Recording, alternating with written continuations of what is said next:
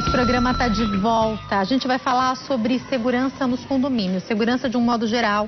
A gente teve um incêndio que aconteceu aqui no centro de São Paulo que chamou muita atenção. Os peritos explicam que provavelmente foi por um curto-circuito. E eu te faço uma pergunta. A gente que está aqui no centro de São Paulo anda pelas ruas do centro e vê vários prédios em condições deploráveis. E a gente se pergunta, meu Deus, que risco. Mas será que o risco pode estar mais perto do que a gente imagina? No meu, no seu condomínio? Se você tem alguma pergunta, entra na fanpage facebook.com/Jaqueline Stefano ou facebook.com/nosso PGM. Você pode também ligar para 0 operadora 11 3337 5886. Eu estou recebendo aqui no nosso estúdio o Sérgio Craveiro, que é presidente da Conase. Tudo bem, Sérgio? Tudo bem, boa tarde. Seja bem-vindo, viu? Obrigado. Prazer recebê-lo aqui. Obrigado, boa tarde. E eu estou recebendo também o Alexandre Isaías, que é diretor da 3A Consultoria Predial. Tudo bem? Boa tarde. Tudo bem, obrigado pelo convite. Prazer recebê-lo aqui novamente, Prazer viu? É meu. Bom, o assunto nos chama atenção. A princípio, a gente escolhe falar sobre esse assunto pelo que aconteceu e por toda a repercussão do acidente, da tragédia que aconteceu aqui em São Paulo. Mas eu quero falar sobre todos os âmbitos de segurança. Queria começar entendendo um pouco. Quando a gente fala sobre as instituições, quando a gente fala sobre os síndicos, quem faz o que num condomínio? Como isso funciona? Vou começar perguntando para o Sérgio. Por favor, Sérgio. Realmente foi uma tragédia, né? Repercutiu nacionalmente, mediante os fatos de que não há o cuidado, né? Lógico, pelos moradores que tinham lá. Era um condomínio invadido, condomínio... sem cuidado, sem de fato, cuidado né? nenhum, de manutenção, de absolutamente nada. Sem um síndico, sem uma pessoa para guiar. Tanto que parece que depois a pessoa desapareceu, voltou e está indo aos poucos. Até agora nem se sabe direito quem era responsável, quem não era, né? Mas o fato é que esse incêndio aconteceu dia 1º de maio, logo quando virou o mês, né? Uma hora da manhã e tal. E aí, de lá para cá, até hoje, já aconteceram vários incêndios, uns no Nordeste.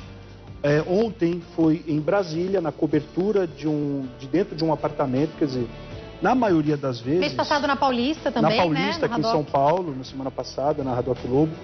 E então, o que acontece? Na maioria das vezes vem de dentro do apartamento. Então, cuidados são extremamente necessários. Mas já teve casos de pegar fogo, por exemplo, por vencimento de para-raio, onde o para-raio não foi feito a manutenção do para-raio, caiu um raio que pegou fogo no condomínio.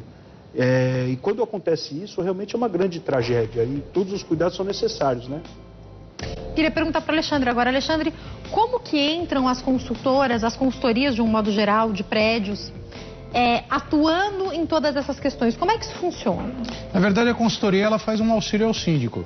Então, você monta um programa, um cronograma daquilo que tem que ser vistoriado e verificado. Como o próprio Sérgio disse, muitas vezes acontece N acidentes ou queima de aparelhos eletrônicos, etc., justamente pela falta de manutenção. A falta de manutenção em condomínio é constante. Muitos síndicos acham que não tem o porquê fazer uma programação, né, para poder montar um evento de manutenção preventiva. A manutenção preventiva não ocasiona o tipo de situação que você viu. Muitas vezes em Brasília, por exemplo, estima-se que foi por causa de um problema elétrico, mas houve um vazamento de gás. No Rio de Janeiro, há 2 anos atrás, se não me engano, aquele problema do vazamento de gás no 5º andar que explodiu o apartamento.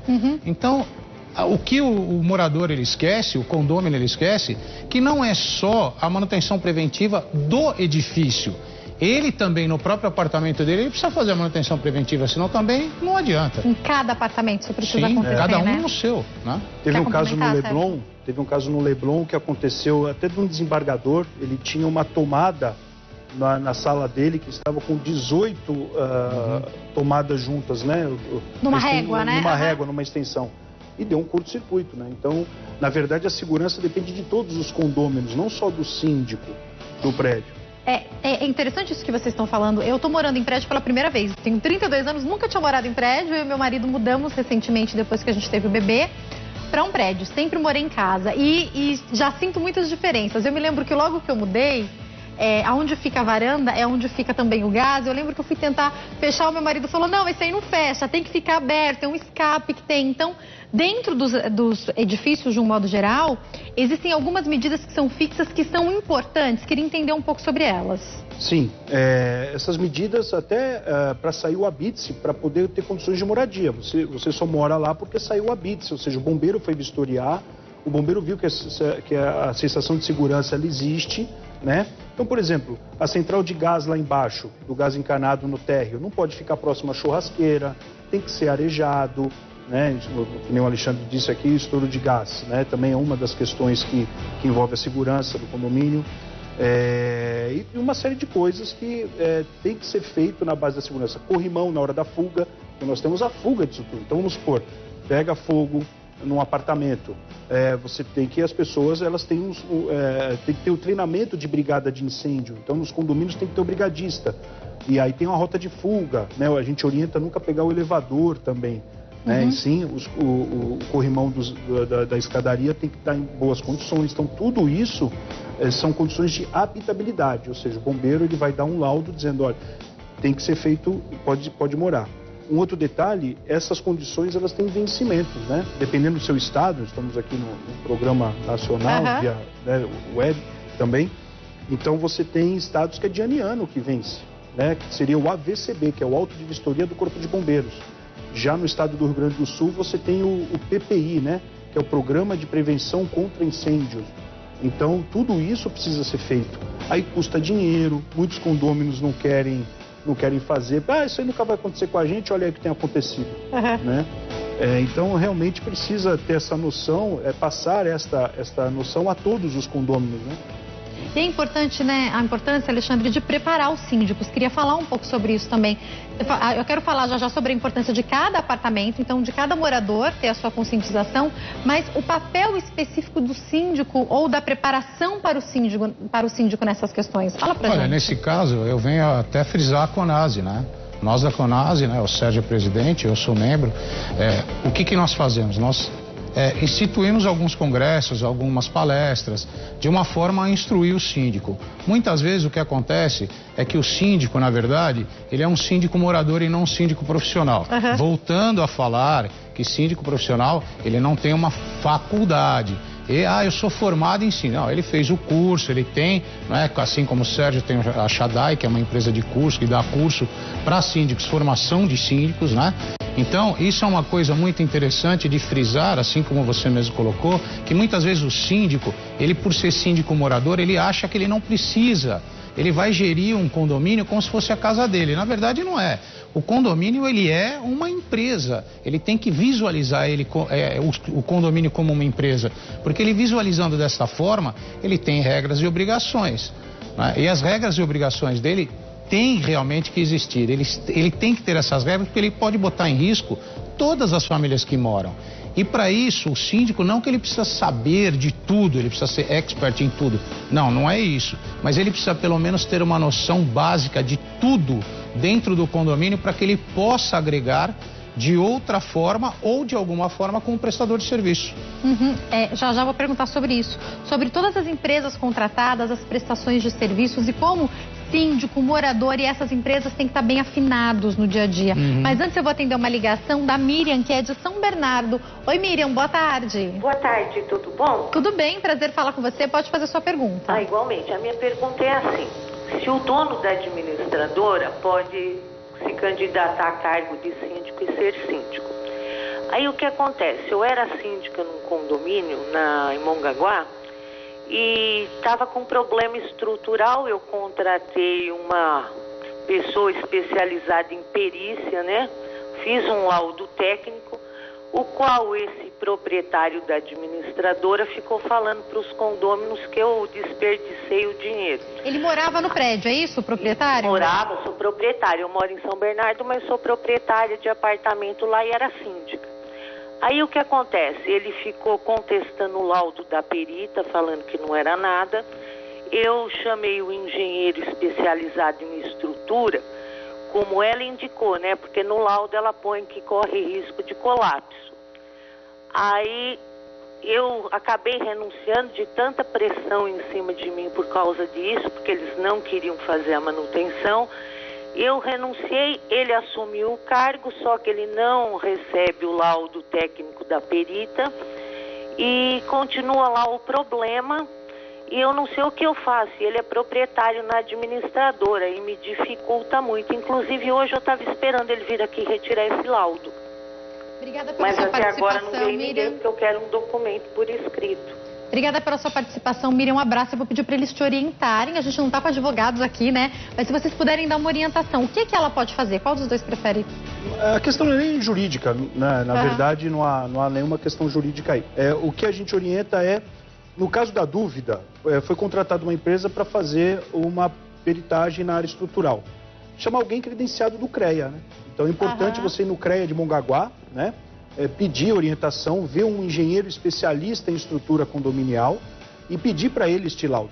Em se ainda surgir alguma dúvida, vá até a prefeitura e peça ao engenheiro credenciado na prefeitura, o engenheiro de obras da própria prefeitura, porque para o condomínio estar lá hoje, em qualquer cidade que seja, Mongaguá, São Bernardo, com certeza a prefeitura aprovou o projeto, o engenheiro da obra aprovou o projeto, que se está condenado ou esqueci o termo que ela usou, né, comprometido, então é importantíssimo você acionar a prefeitura para tirar esse diz que está entre a administradora, duvidando do laudo da estrutura.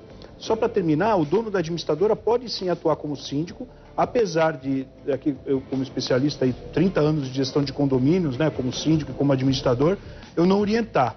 Né? A gente não orienta, não é ideal, mas não é ideal, não é o ideal. Né? A não ser que tenha uma gestão muito participativa de subsíndico que também tenha propriedade no imóvel, membros do conselho para fiscalizar sempre o síndico e a administradora, né? as atuações, mas a gente não recomenda, né? Mas pode sim. Obrigada pela orientação, obrigada pela participação, Miriam. Vamos entender então um pouquinho sobre essa relação, morador, síndico, quando é síndico morador, quando é síndico contratado. A gente sabe que essa relação deve ser o melhor possível. Eu vou perguntar agora para o Alexandre.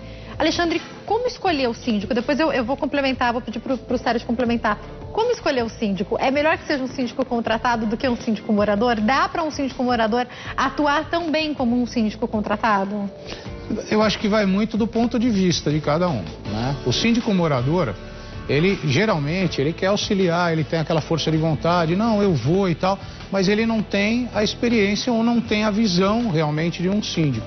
No caso, nós que somos cursados, né, o próprio Sérgio, né, dá esse curso para nós, automaticamente você tem uma outra visão do que é um condomínio. Como eu te disse, muitas vezes o síndico morador, ele vê o condomínio como uma extensão da casa dele, e o profissional não. Por outro lado, na convivência, é muito mais fácil você ser profissional do que você ser morador. Por quê? Morador tem que tomar uma atitude contra um condômino, ele vai descer no elevador, ou o condômino vai olhar cruza no elevador, é uma beleza, né? Por que você me multou? Mas você tá errado. Eu tô errado, mas você é meu amigo. Diferente do profissional. Profissional é aquilo, vai, faz e tá errado. Tá na convenção, tá no regulamento. O importante é todos, independente se é profissional ou se é morador, ele ter o conhecimento correto do regulamento interno da convenção coletiva do seu condomínio. Isso é importante, porque tudo que ele fizer e não for condizente com a regulamentação, ele pode se prejudicar depois que ele responde civil e criminalmente. Né? Por favor, Sérgio, quando que essa escolha é feita e ela pode ser modificada a qualquer momento? Pode. Eu mesmo, em 1992, entrei de síndico de um prédio, eu morava lá no condomínio. Mas eu acabei sendo síndico profissional. O síndico profissional, na verdade, hoje, a gente caracteriza ele pelo menos sendo síndico de 2 condomínios. Ou que ele seja de um, mas que não tenha propriedade neste um condomínio. Neste único condomínio que ele atua. Então, o Alexandre falou já até muito bem claro aqui, administrar o condomínio como se fosse sua própria casa não é o ideal. O condomínio hoje é tratado como empresa, você tem condomínio aí com 200 apartamentos, 500 apartamentos. Condomínios de casas também, né? Casas. A gente está falando sobre condomínios. A lei é a mesma, né? Para condomínio de casa quanto para condomínio predial, residencial. Obedecer o Código Civil Brasileiro, sempre falo dos artigos 1331 ou 1356. Tem muito síndico, fala 95% dos síndicos no Brasil. A gente pergunta, quem leu aqui o Código Civil Brasileiro? Ninguém. Então, um síndico de sucesso hoje, seja morador ou não morador do síndico profissional, é um síndico bem informado, né? Quem detém da informação, né? Quem detém da prevenção, né? Eu falo que a palavra administrar é uma das palavras mais difíceis de praticar no dicionário português, né? Você vê a palavra administrar como prevenção, informação, negociação, controlar, né? Controlar, organizar. né? Então, como é que um síndico vai ser um síndico preventivo, né? Fazendo um curso, por exemplo. Né? A maioria, porque hoje existe uma verdade, né? Igual a Miriam estava falando da administradora. Ela perguntou, mas a administradora pode ser síndica? O que ocorre também é que os proprietários de administradoras, eles vão nas assembleias e perguntam, quem quer ser síndico? Ninguém se manifesta. Aí você pergunta para os ex-síndicos presentes, para um novo morador igual você seria a síndica do seu prédio, você acabou de morar lá, né? Então, vai participar da assembleia. A participação dos condôminos também nas assembleias é muito baixa, porque as pessoas acabam arrumando confusão, não é muito objetivo, o síndico não vai preparado, né, planejado para a Assembleia, então é muito importante o síndico ir planejado para a Assembleia. Agora, como o tema aqui é segurança em condomínios, eu quero que vocês entendam que tudo isso envolve a segurança. Claro. Se eu tiver que ir para uma Assembleia, por exemplo, para dizer para o pessoal que vai ter um curso de brigada de incêndio e todos devem participar, né? Nós temos no estado do Paraná, por exemplo, que 20% dos condôminos moradores têm que participar do curso de brigada de incêndio, porque senão não sai o certificado, não sai o AVCB, e quando pega fogo nos condomínios, igual tem acontecido aí que a gente tem falado, ou qualquer outro incidente, a primeira coisa que a companhia de seguro pede é o AVCB. Vem lá na carta da companhia de seguro, olha, precisamos de todos esses documentos para analisar e pagar o prejuízo, né? E aí, o primeiro que aparece, o que é? AVCB. Aí não tem um AVCB, aí não paga, aí começa outra confusão. O prejuízo, ele é muito notório, né? Entender de quem é a responsabilidade disso tudo. Pode complementar, Alexandre. E só complementando o que o Sérgio falou, muitas vezes tem o AVCB, mas não tem a brigada. Né? Ou então, eles, desculpem até a expressão chula que eu vou usar, mas faz o jeitinho brasileiro, a famosa mutreta brasileira, e aí bota lá 10 pessoas, porque dependendo da quantidade de unidades que tem o prédio, você tem um número X de participantes. É uma porcentagem, exatamente. Né? Então, por exemplo, um prédio de 100 unidades, você tem que ter no mínimo 10 participantes. E aí não tem os 10, porque quando você convoca, isso o Sérgio sabe, eu também, a gente tem infelizmente, essa infeliz situação, que quando você convoca para fazer brigada de incêndio ou para participar ou etc, não desce ninguém, desce 1, 2, e aí você precisa de 10. O que você faz? Bota o funcionário da faxina, bota vai o porteiro, pegando quem está passando na frente, pega quem tiver e coloca lá, para poder cumprir. Rapazes, eu vou já para o intervalo, mas eu quero deixar um assunto que eu acho que é o principal do nosso bate-papo aqui. Todo o acidente, ele poderia ter sido evitado. Então eu quero falar um pouquinho sobre tudo que pode acontecer dentro do seu apartamento. A gente está falando aqui de condomínio, mas são alertas para sua casa também, para você que mora em casa. Quero falar sobre deixar celular carregando a noite inteira, ir viajar e posso deixar todos os móveis na tomada ou não? Que a minha mãe fala, filha, tira tudo da tomada. Precisa ou não precisa? Os eletrodomésticos estão preparados ou não para qualquer tipo de problema que possa acontecer na corrente de energia? A gente vai entender sobre tudo isso já com vocês. Eu vou para um break, daqui a pouquinho eu estou de volta e a gente continua falando sobre segurança em condomínios. Não sai daí, faz a sua pergunta lá na fanpage, facebook.com/Jaqueline Stefano, facebook.com/nosso PGM ou liga 0 operadora 11 3337 5886. Eu volto já.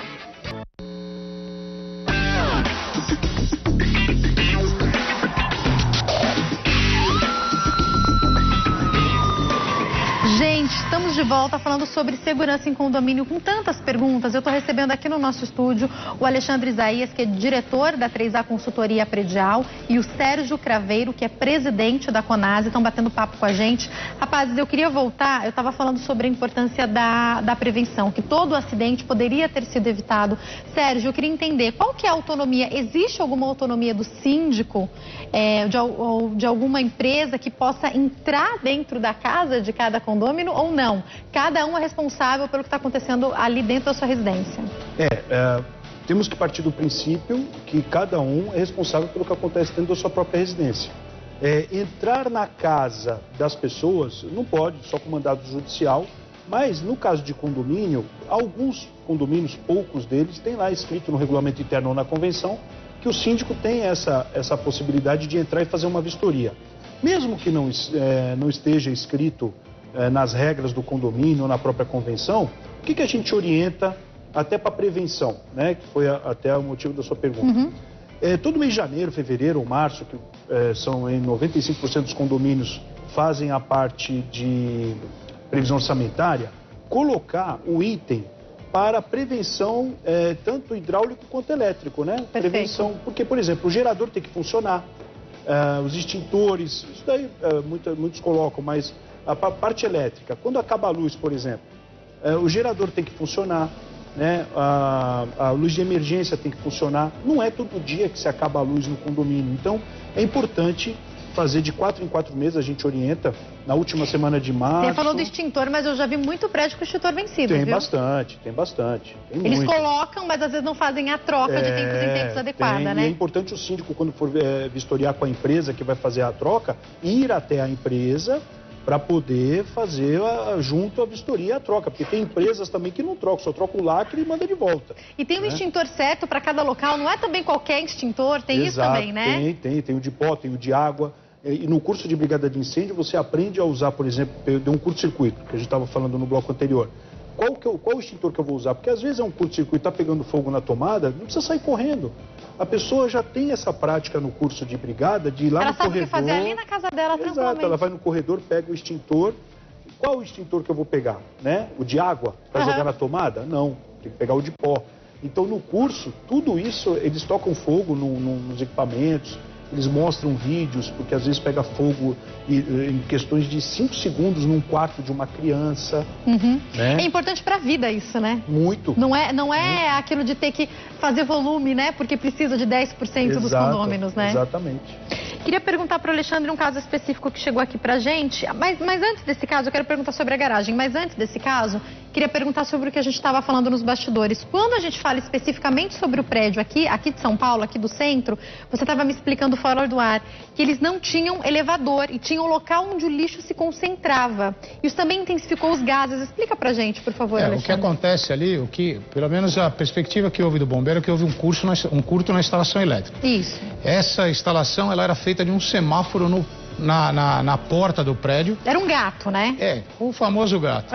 Miauzão. Eles puxaram o fio e aí tem ramificações. Aí teve uma sobrecarga, estava ligado, estima-se que estava ligado a televisão, micro-ondas e uma geladeira na mesma tomada. Então aquela tomada começou a pegar fogo. Bom, material inflamável, madeira, etc. O que aconteceu ali? Eles depositavam lixo no fosso do elevador. Naquele posto do elevador eles depositavam lixo. Material orgânico, pessoal, depois da decomposição vira gás, é automático. O que deve ter acontecido? Isso é uma ideia que o bombeiro teve de que forma aconteceu, uma presunção dele. O que aconteceu? Eles devem ter aberto a porta do elevador e aí o que aconteceu? O fogo foi para o corredor e o fosso, como tinha gás, começou a pegar fogo, por isso que os andares de cima pegaram fogos mais rápidos do que os andares de baixo. E se você verificar nas imagens, você vê que pega fogo no 5º e no 6º. Aí fica o 7º e 8º sem fogo, depois pega no 10º para cima. Por isso que teve esse problema. E aí eu venho a dizer o seguinte, não existe estrutura que aguenta alta temperatura. Isso foi provado, né? Hoje com cimento e aço, 10 toneladas, 12 toneladas. Aqueceu, passa a 4, 5 toneladas. Então por isso que o prédio caiu. Tá? Exatamente por esse motivo. Não suportou mesmo. Não suportou. Eu tenho uma pergunta aqui, interessante, tem a ver com segurança sim, né? Que é sobre garagem, eu queria fazer para vocês. O rapaz estava saindo do prédio dele, é uma rampa, então eu imagino que ele abriu, de bicicleta, ele abriu o portão com controle. Aí ele deve ter ido tomar um impulso, né? Para subir a rampa com a bicicleta. Nesse espaço de tempo, o portão fechou. Não sei se exatamente ele fecha com um tempo específico, se o porteiro achou que alguém tinha saído e fechou, mas o portão fechou em cima do rapaz, o rapaz caiu para trás, se machucou e ainda por cima estragou o portão. Aí ligaram para eles e falaram, olha, destruíram o portão. De quem que é essa responsabilidade, rapazes? Eu acho que primeiro a gente tem que começar, temos que partir de um ponto. Primeiro ponto, temos câmeras, vamos verificar. Segundo ponto, por que o portão não tem um sistema de trava eletrônica? Ou seja, você passa no sensor, o portão para. Existe um freio que chama freio eletrônico ou freio dinâmico. Qualquer empresa que instala sistemas de portão e portaria coloca esse tipo de sistema. Por quê? Muitas vezes você vai passar com o carro, o portão desce. Acaba o tempo, ele é temporizado. Acaba o tempo, ele fecha automaticamente. Então pode pegar o veículo. Então já temos que verificar também por que isso não tinha, né? Isso não é obrigatório, né? Então, obrigatório? Não é. Mas é tão importante, é uma questão então, de segurança, porque é tão importante. Você imagina quantos carros nós vamos pagar se o portão fechar em cima do veículo? Tem uma hora que o seguro não vai pagar. Você entende? Então, essa é uma segunda hipótese. A terceira hipótese é, alguém deve ter fechado. Quem que nós vamos responsabilizar? Da forma que eu te falei. Primeira coisa, vamos ver as câmeras. Vamos ver o que aconteceu. Precisamos verificar o que aconteceu, se o portão estava com defeito. É muito difícil eu te dar uma ideia de quem é o responsável.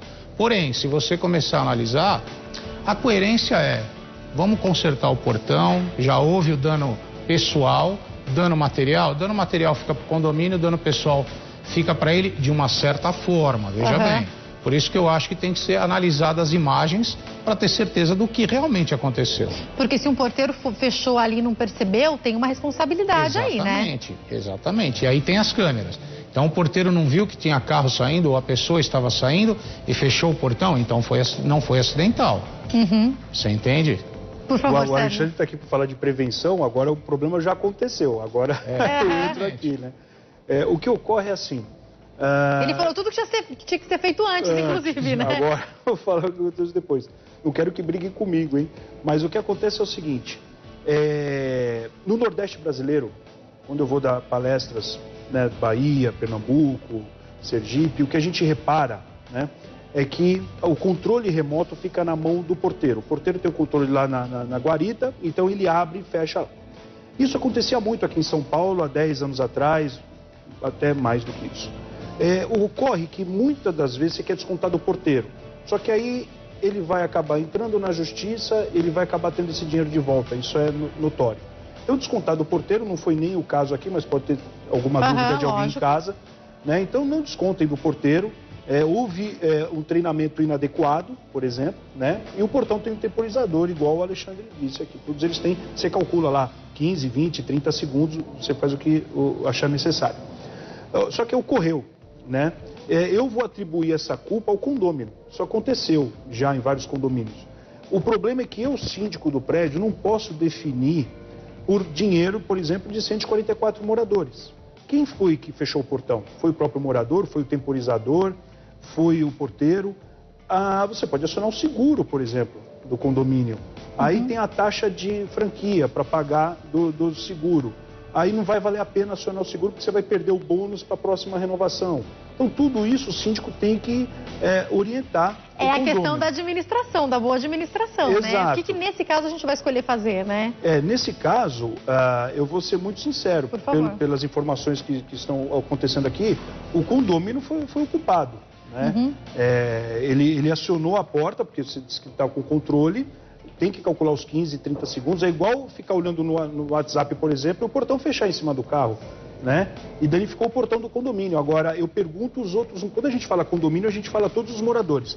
É justo todos os moradores pagar por aquele problema que aconteceu ali? Né? Então os outros moradores vão dizer assim, peraí, mas o que aconteceu? Por que o portão fechou? O porteiro não tem nada com isso, o controle é seu. Foi erro da máquina do portão lá, que fechou antes, por exemplo? Foi, então vamos descobrir, faz um laudo, aí o condomínio paga, porque tem que consertar, tem que consertar, inclusive a bicicleta. Então tudo é apurado. Hoje qualquer coisa que você faça, você tem a biometria para entrar no condomínio, aparece, sei lá, 9 horas da manhã, 15 minutos e 32 segundos entrou alguém no prédio. Então hoje tudo é controlado e com certeza há de se achar se houve algum acionamento mais rápido, não ficou os 15 minutos, né? Aí fica a dica para a telespectadora que perguntou. Gente, eu tenho uma pergunta muito importante já no fim agora do nosso bate-papo, que eu falei que não só para quem mora em apartamento, mas também para quem mora em casa. A gente faz muito disso, pegar lá uma reguinha, né? Pegar uma extensão, ligar um monte de coisa, fazer, você usou a palavra, eu vou usar uma palavra aqui também, a gambiarra, né?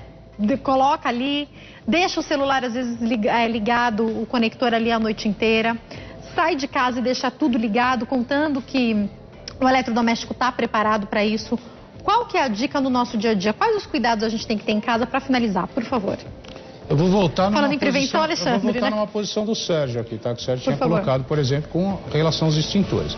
O que acontece? Quando você for apagar um incêndio elétrico, quando você for apagar um incêndio elétrico, a primeira coisa que você tem que fazer é ir na caixa de disjuntor e desligar a rede elétrica. Perfeito. Primeira coisa, porque se você não desligar, esse problema que você teve aqui, ele vai se estender e pode pegar em outro, assim acontece. Então você vai lá, bate a mão. Não consigo chegar lá, vai lá no corredor, pega o extintor BC e apaga. Ok, até aí tranquilo. O que tem que ser feito? Sempre que você tiver a tomada sobrecarregada, é perigoso, por quê? Porque existe, toda a fiação, ela tem até um certo ponto de carga. Passou daquele ponto, é como elevador, você botou 8 pessoas, ele anda, você botar 10, ele para. Basicamente, assim, grossamente falando, é a mesma coisa. Se você sobrecarregar aquela tomada, ela vai ter um aquecimento no cabo. Esse cabo começa a derreter e aí vem a dar o curto. Então, tudo que não for isolado, vai pegar fogo. Você entende? O que é importante fazer? Então, eu vou sair de férias, eu vou ficar uma semana fora, 3 dias fora, tire da tomada. A única coisa que, felizmente ou infelizmente, você vai ter que deixar, que é a geladeira. Geladeira, ela tem um sistema de surto. Se caso der um curto, ela vai se desligar sozinha. Gás hoje, fogão, muito fogão, ele tem válvula de retenção solenoídica, que chama. Começou a vazar gás, ela trava o gás e não vaza mais gás. Eu aconselho, em alguns condomínios que a gente dá uma consultoria, a ele colocar aquele detetor de gás. Perfeito, já. Aquilo ajuda muito. Vou ter que encerrar, gente. Eu posso convidar vocês para voltarem, por favor? Foi um prazer. Acho que esse mesmo tema ainda rende muitas perguntas. Sim, não consegui responder todas as perguntas dos nossos telespectadores, mas meu tempo acabou. Ó, quem quiser entrar em contato com o Alexandre, eu vou deixar o site www.3aconsultoriapredial.com.br. Só .com? Então tá errado aqui. É só .com, tá errado também no GC, não tem o BR, tá, gente? Obrigada, Alexandre, foi um prazer te receber aqui. Quem quiser entrar em contato com o Sérgio, site www.conase.org.br, certo? Perfeito. Sérgio, mais uma vez, obrigada, viu? Eu que agradeço. Obrigada a você também pelo seu carinho, pela sua audiência. Prometo que eu vou trazê-los novamente, tá? Pra gente continuar esse bate-papo. Um beijo grande, até amanhã. Fica com Deus. Tchau.